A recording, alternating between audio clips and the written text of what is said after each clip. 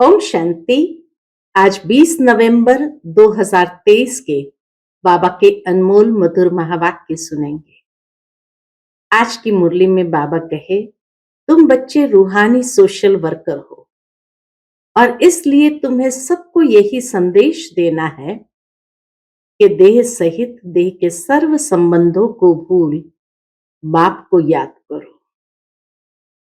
क्यों? क्योंकि अब नाटक पूरा हो रहा है। अब हमें इस शरीर रूपी वस्त्र को छोड़ अपने घर जाना है। अनेक बार हमने ये पार्ट बजाया है। अब यहाँ का पार्ट पूरा हुआ है। घर चलेंगे, फिर नई दुनिया में जाएंगे। तो बाबा कहे, ये संदेश हरेक को देते जाओ। साथ ही साथ बाबा कहे, एवर हेल्दी एवर वेल्दी बनने के लिए तुम्हें अपने तन मन धन को संपूर्ण इंश्योर करना है।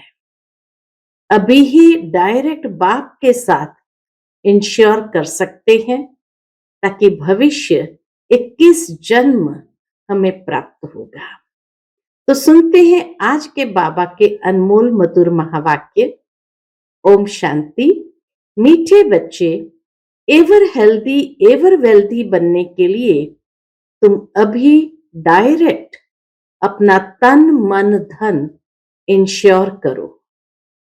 इस समय ही ये बेहद का इंश्योरेंस होता है। यही समय है जबकि ये बेहद का इंश्योरेंस कंपनी खुलता है। आज की मुरली से प्रश्न है, आपस में एक दूसरे को कौन सी स्मृति दिलाते उन्नति को पाना है? उत्तर है, एक दूसरे को स्मृति दिलाओ कि अब नाटक पूरा हुआ, वापस घर जाना है। अनेक बार ये पार्ट बजाया, 84 जन्म पूरे किए। अब शरीर रूपी वस्त्र उतार घर चलेंगे। यही है तुम रूहानी सोशल वर्कर की सेवा। बाबा कहे, यही है तुम रूहानी सोशल वर्कर की सेवा। तुम रूहानी सोशल वर्कर सबको यही संदेश देते रहो कि देह सहित देह के सब संबंधों को भूल बाप और घर को याद करो। आज की मुरली से पहले गीत बजा है, छोड़ भी दे आकाश सिंहासन, इस धरती पर आ जाओ रे। ओम शांति। जहां गीता की पाठशालाएं होती है, वहां अक्सर करके ये गीत गाते हैं। गीता सुनाने वाले पहले ये श्लोक गाते हैं। ये जानते तो नहीं है कि किसको बुलाते हैं। आकाश सिंहासन को छोड़कर किसको बुलाते हैं ये नहीं जानते हैं, फिर भी गाते जरूर है। इस समय धर्म ग्लानि है। पहले है प्रार्थना, फिर वह रिस्पॉन्स करते हैं, आओ।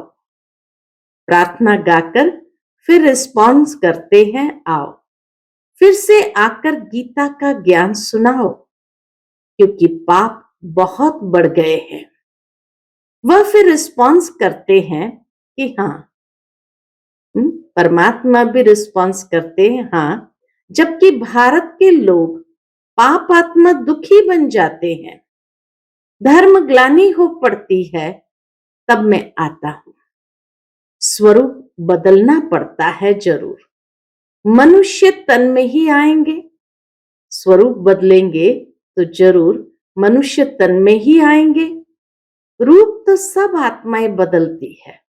निराकारी रूप से साकारी रूप तो सब बदलते हैं। तुम आत्माएं असल निराकारी हो, फिर यहां आकर साकारी बनती हो, मनुष्य कहलाती हो। अभी मनुष्य पापात्मा पतित है, तो मुझे भी अपना रूप रचना पड़े, परमात्मा को भी अपना रूप रचना पड़े। जैसे तुम निराकार से साकारी बने हो, मुझे भी बनना पड़े। इस पतित दुनिया में तो श्री कृष्ण आ न सके। वह तो है स्वर्ग का मालिक। समझते हैं श्री कृष्ण ने गीता सुनाई, परंतु श्री कृष्ण तो पतित दुनिया में हो न सके। उनका नाम, रूप, देश, काल, एक्ट सब बिल्कुल अलग है, अलग समय के लिए है। ये बाप बतलाते हैं। श्री कृष्ण को तो अपने माता पिता है, उसने मां के गर्भ से अपना रूप रचा। मैं तो गर्भ में नहीं आता हूं। परमात्मा तो जन्म मरण से न्यारा है, तो गर्भ में नहीं आते। मुझे रथ तो जरूर चाहिए। मैं इनके बहुत जन्म के अंत के जन्म में प्रवेश करता हूं। पहला नंबर तो है श्री कृष्ण। इनके बहुत जन्म के अंत का जन्म हुआ 84वां जन्म, तो मैं इसमें ही आता हूं, 84वें जन्म में ही आता हूं। यह अपने जन्मों को नहीं जानते। जैसे दिखाते हैं कि अर्जुन को कहा, तू अपने जन्मों को नहीं जानता हूं, मैं बताता हूं। तो बाबा भी कहे, ब्रह्मा बाबा अपने जन्मों को नहीं जानते हैं। श्री कृष्ण तो ऐसे नहीं कहते कि मैं अपने जन्मों को नहीं जानता हूं। भगवान कहते हैं, जिसमें मैंने प्रवेश किया है वह अपने जन्मों को नहीं जानता, मैं जानता हूं। श्री कृष्ण तो राजधानी का मालिक है। सतयुग में है सूर्यवंशी राज्य विष्णुपुरी। सतयुग में है सूर्यवंशी राज्य, जिसको विष्णुपुरी कहते। विष्णु कहा जाता है लक्ष्मी नारायण को। कहां भी भाषण होता है तो ये रिकॉर्ड काफी है समझाने के लिए। बाबा कहे ये रिकॉर्ड काफी है, क्योंकि यह तो भारतवासी खुद गाते हैं। जब धर्म प्रायलोप हो जाए तब तो फिर से गीता सुनाओ। वही धर्म फिर से स्थापन करना है। उस धर्म के कोई मनुष्य ही नहीं है, तो फिर गीता का ज्ञान कहां से निकला। बाप समझाते हैं, सतयुग त्रेता में कोई शास्त्र आदि होते नहीं। यह सब है भक्ति मार्ग की सामग्री। इन द्वारा मेरे साथ कोई मिल नहीं सकते। मुझे तो आना पड़ता है, आकर सबको सदगति देता हूं। वाया गति, बाबा आकर सबको सदगति देते हैं, परंतु सदगति में जाना पड़ेगा वाया गति से होकर, मुक्ति धाम से होकर। सबको वापस जाना पड़ता है। गति में जाकर फिर स्वर्ग में आना है, मुक्ति में जाकर फिर जीवन मुक्ति में आना है। बाप कहते हैं, 1 सेकंड में जीवन मुक्ति मिल सकती है।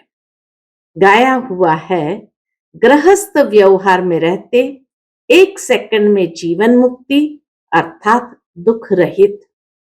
सन्यासी तो जीवन मुक्त बना न सके, वह तो जीवन मुक्ति को मानते ही नहीं। इन सन्यासियों का धर्म सतयुग में तो होता ही नहीं है। सन्यास धर्म तो बाद में होता है। सतयुग त्रेता बीत जाता, द्वापर से फिर सन्यास धर्म आता है, क्योंकि उनकी पवित्रता से ही भारत को गिरने से थमाना है। इसलिए बाबा कहे सन्यास धर्म बाद में होता है। इस्लामी, बौद्धी आदि ये सब सतयुग में नहीं आएंगे। अभी और सब धर्म है, बाकी देवता धर्म है नहीं। वे सब और धर्म में चले गए हैं।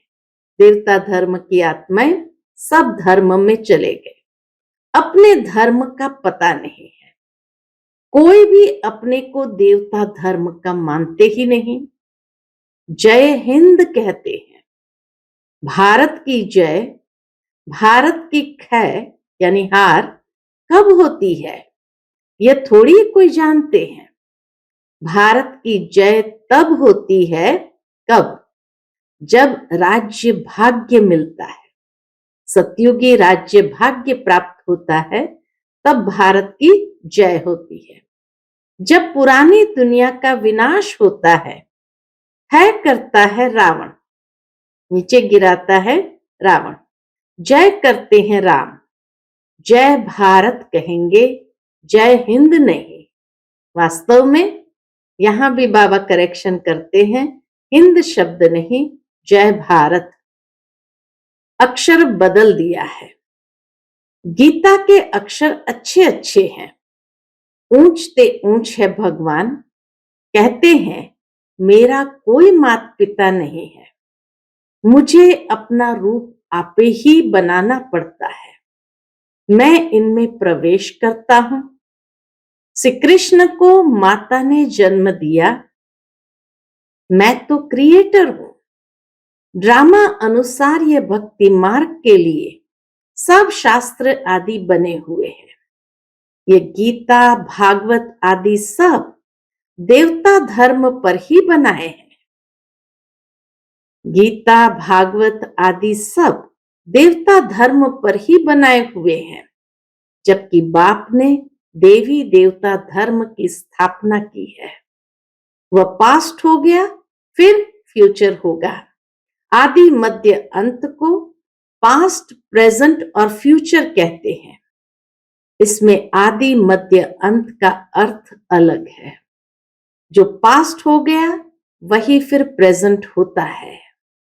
जो पास्ट की कहानी सुनाते हैं वह फ्यूचर में रिपीट होगी।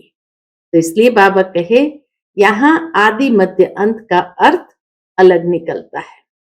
मनुष्य इन बातों को नहीं जानते। जो पास्ट होता है उनकी कहानी बाबा प्रेजेंट में सुनाते हैं, फिर फ्यूचर में रिपीट होगी। बड़ी समझने की बातें हैं, बड़ी रिफाइन बुद्धि चाहिए।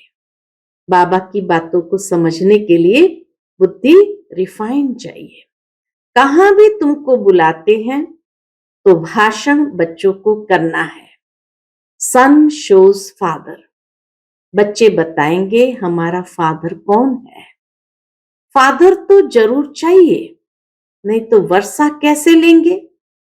तुम तो बहुत ऊंचे से ऊंचे हो, परंतु इन बड़े आदमियों को भी मान देना पड़ता है। वास्तव में बाबा कहे तुम हो सबसे ऊंचते ऊंच, लेकिन दुनिया के बड़े आदमियों को भी मान देना पड़ता है। तुम्हें सबको बाप का परिचय देना है। सब गॉड फादर को पुकारते हैं, प्रार्थना करते हैं, ए गॉड फादर आओ, लेकिन वह है कौन। तुम्हें शिव बाबा की भी महिमा करनी है, श्री कृष्ण की भी महिमा करनी है, और भारत की भी महिमा करनी है। भारत शिवालय हेवन था। 5000 वर्ष पहले देवी देवताओं का राज्य था। वह किसने स्थापन किया? जरूर ऊंचते ऊंच भगवान ने। ऊंचते ऊंच निराकार परमपिता परमात्मा शिवाय नमः हुआ। शिव जयंती भारतवासी मनाते हैं, परंतु शिव कब पधारे थे ये किसको पता नहीं है।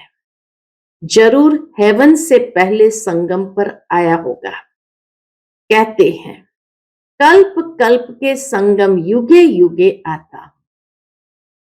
इसलिए गीता में भी चतुर्युगे लिखा है कि 4 युगों के बाद जो संगम आता है उस युगे युगे आता। हर एक युग में नहीं, अगर हर एक युग कहो तो भी 4 अवतार होने चाहिए। उन्होंने तो कितने अवतार दिखाए हैं। ऊंचे से ऊंचा एक बाप है जो ही हेवन रचते हैं। भारत ही हेवन था, वाइसलेस था। फिर तुम ये प्रश्न उठा नहीं सकते हो कि बच्चे कैसे पैदा होते हैं। वह तो जो रस्म रिवाज होगी वह चलेगी, तुम क्यों फिक्र करते हो। बाबा कहे तुम क्यों फिक्र करते हो, पहले तुम बाप को तो जानो। वहां आत्मा का ज्ञान रहता है। हम आत्मा एक शरीर छोड़ दूसरा लेती है। रोने की बात नहीं, कभी अकाले मृत्यु नहीं होती है। खुशी से शरीर छोड़ देते हैं। तो बाप ने समझाया है, मैं कैसे रूप बदलकर आता हूं। श्री कृष्ण के लिए नहीं कहेंगे, वह तो गर्भ से जन्म लेते हैं। ब्रह्मा विष्णु शंकर है सूक्ष्म वतनवासी, प्रजा पिता तो जरूर यहां चाहिए। हम उनकी संतान है।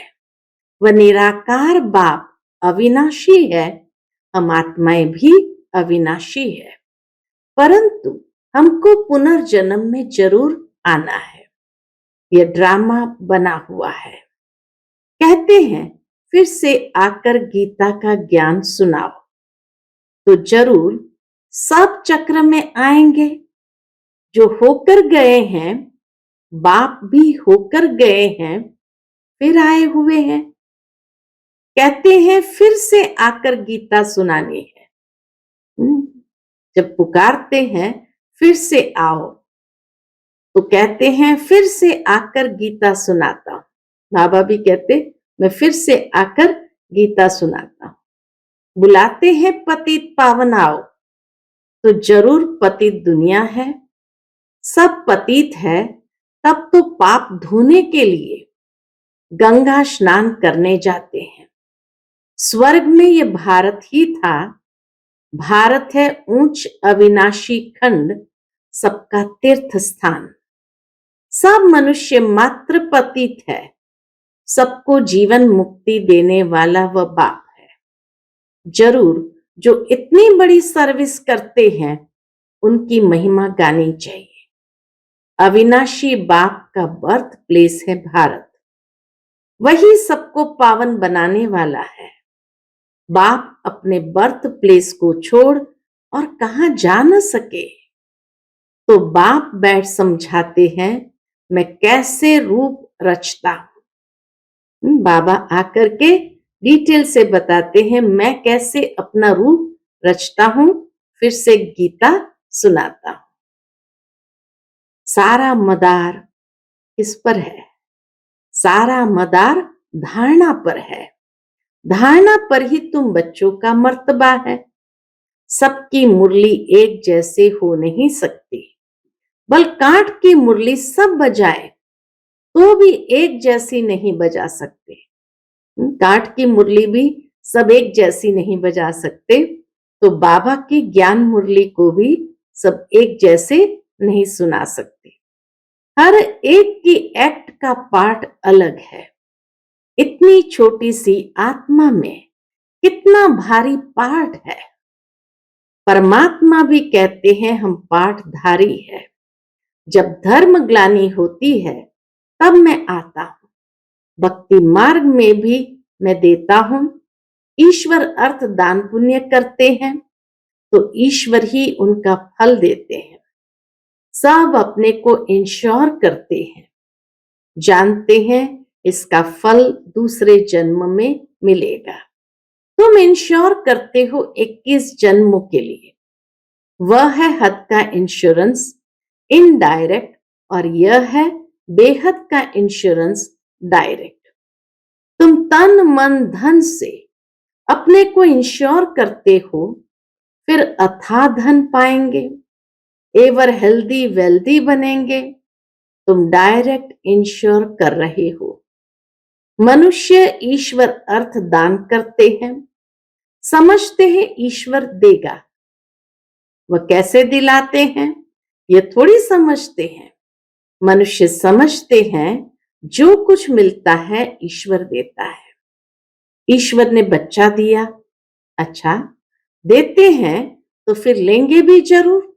अगर ईश्वर ने दिया है तो उनको जब आवश्यकता होगी तो लेंगे भी जरूर। तुम सबको मरना जरूर है, साथ कुछ भी तो नहीं जाएगा। यह शरीर भी खत्म होना है, इसलिए अब जो इंश्योर करना है वह करो, फिर 21 जन्म इंश्योर हो जाएंगे। ऐसे नहीं कि इंश्योर कर और सर्विस कुछ भी ना करो, यहां ही खाते रहो। सर्विस तो करनी है ना, तुम्हारा खर्चा भी तो चलता है ना। इंश्योर कर और खाते ही रहते तो मिलेगा कुछ नहीं। मिले तब जब सर्विस करो तो ऊंच पद भी पाएंगे। जितना जो जास्ती सर्विस करते हैं उतना जास्ती मिलता है। थोड़ी सर्विस तो थोड़ा मिलेगा। गवर्नमेंट के सोशल वर्कर भी नंबरवार होते हैं। उनके बड़े बड़े हेड्स होते हैं। अनेक प्रकार के सोशल वर्कर्स है। वह है जिस्मानी, तुम्हारी है रूहानी सर्विस। हर एक को तुम यात्री बनाते हो। क्या सर्विस है? हर एक को हम यात्री बनाते हैं। यह है बाप के पास जाने की रूहानी यात्रा। बाप कहते हैं देह सहित, देह के सब संबंधों को और गुरु गुसाइयों आदि को भी छोड़ो। महामेकम याद करो। परम पिता परमात्मा निराकार है, साकार रूप धारण कर समझाते हैं। कहते हैं मैं लोन लेता हूं, शरीर का लोन लेता हूं, प्रकृति का आधार लेता हूं। तुम भी नंगे आए थे, अब फिर सबको वापस जाना है। सब धर्म वालों को कहते हैं मौत सामने खड़ा है। बाबा सब धर्म वालों को कहते हैं मौत सामने खड़ा है।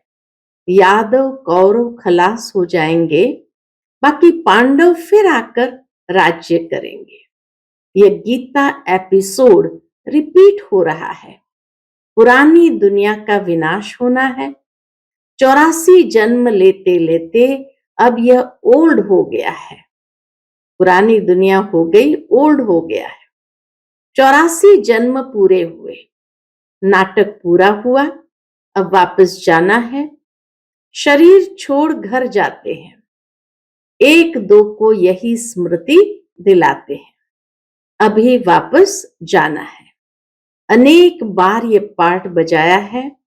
84 जन्मों का ये नाटक अनादि बना हुआ है।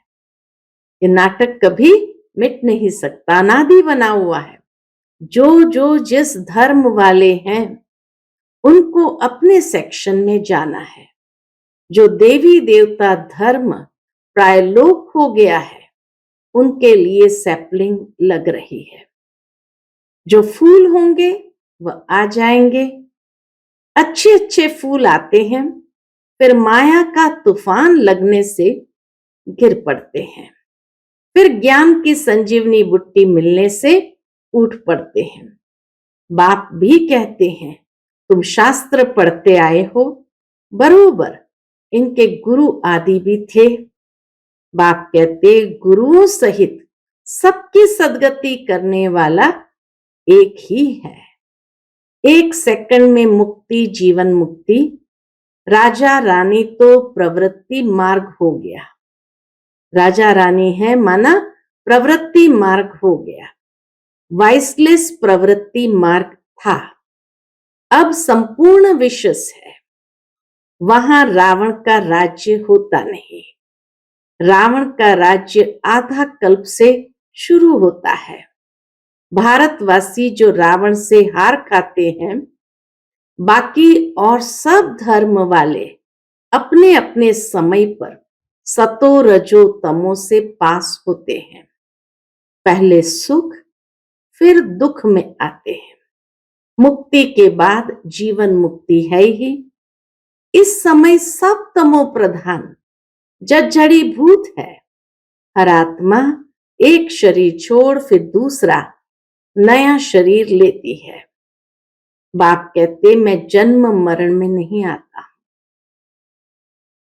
मेरा कोई बाप हो नहीं सकता और सबको तो बाप है।